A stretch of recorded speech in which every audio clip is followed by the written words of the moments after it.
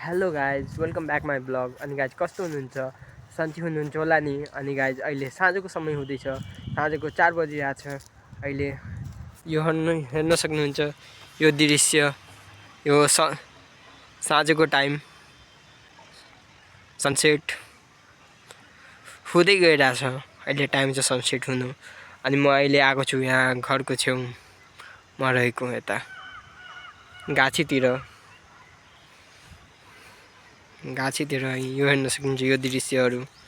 यता स्कुल पनि छ, बिना विद्या स्कुल। यो हो बिना विद्या स्कुल। यो मेरो पछाडि धेरै ठुलो रुख पो रहेछ यतातिर। अनि म प्रिन्स गुप्ता जलेश्वरबाट। अनि गाइज यो हेर्न सक्नुहुन्छ कति ठुलो रुखहरू यता मेरो चारैतिर धेरै हरियाली पो रहेछ। यो धेरै लामो रुखहरू छ।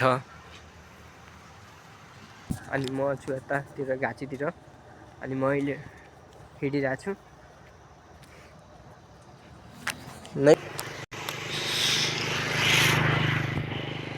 गाछी हो।